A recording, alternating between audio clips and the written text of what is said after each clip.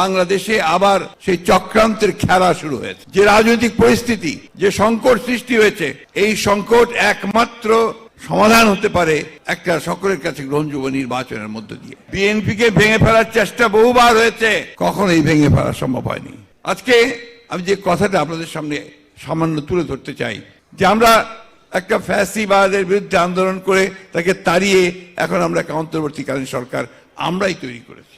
আমরা আশা করছি যে এই অন্তর্বর্তীকালীন সরকার তারা ন্যূনতম যে সমস্ত সংস্কারগুলো প্রয়োজন, অর্থাৎ আমাদের নির্বাচন সংক্রান্ত যে সংস্কার, একটা লেভেল প্লেইং ফিল্ড তৈরি করা, আমাদের প্রশাসন যন্ত্র তাকে ঠিক করা, সংস্কার করা, বিচার ব্যবস্থাকে সংস্কারের মধ্যে নিয়ে আসা এবং ন্যূনতম অর্থনৈতিক সংস্কারগুলো করা এবং তার মধ্য দিয়ে একটা নির্বাচন অনুষ্ঠান করা যেটা সকলের কাছে গ্রহণযোগ্য হবে। আজকের যে অবস্থা, যে রাজনৈতিক পরিস্থিতি, যে সংকট সৃষ্টি হয়েছে, এই সংকট একমাত্র সমাধান হতে পারে একটা সকলের কাছে গ্রহণযোগ্য নির্বাচনের মধ্য দিয়ে। এটা ইতিহাসে প্রমাণিত।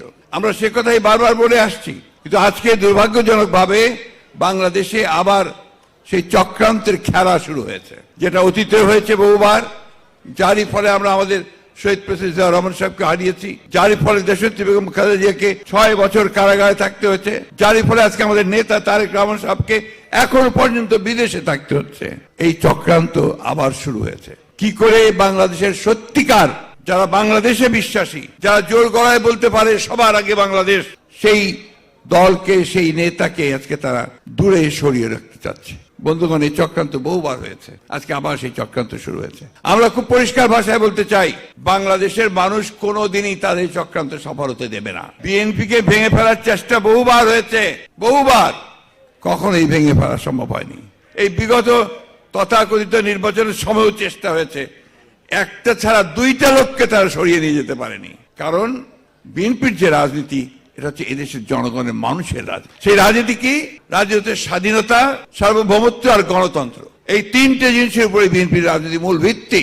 এবং সেখানে শহীদ প্রেসিডেন্ট জিয়াউর রহমান সাহেব তার যে জাতীয়তাবাদের যে দর্শন, সেই দর্শন আমাদের দিয়ে গেছেন, 19 দফা কর্মসূচি দিয়ে গেছেন। তারই ভিত্তিতে দেশনেত্রী বেগম খালেদা জিয়া 2016 সালে ভিশন 2030 দিয়েছিলেন। আর এই চলমান গণতন্ত্র আন্দোলনকে আরো বেগবান করার জন্য এবং বাস্তবতাকে সামনে রেখে আমাদের নেতা জনাব তারেক রহমান সাহেব 31 দফা কর্মসূচি দিয়েছেন 2022 সালে। তাই আজকে যারা এই কথা বলেন যে বিএনপি সংস্কার চায় না, তা আমি মনে করি যে তারা কোনো কিছুই লক্ষ্য করে না, ইতিহাস তারা ভুলে গেছে। ওই 31 দফাকে নিয়ে আমাদের চেয়ারম্যান নির্দেশে আমাদের নেতারা গ্রামে গ্রামে গেছেন, 31 দফা বোঝানোর চেষ্টা করেছেন, সর্বমহলে গেছেন, সব পেশাজীবীদের কাছে গেছেন। এখনো এই 31 দফা নিয়ে আমাদের মহল্লায় মহল্লায় পর্যন্ত নিয়ে আলোচনা হচ্ছে। তো আমরা এই সংস্কার চাই।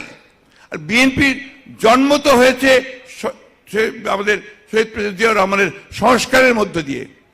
বহুদলীয় গণতন্ত্র এনেছেন তিনি, একদলীয় গণতন্ত্র থেকে, একদলীয় শাসন থেকে, বাকশাল থেকে মুক্ত করে তিনি বহুদলীয় গণতন্ত্র নিয়ে এসেছেন।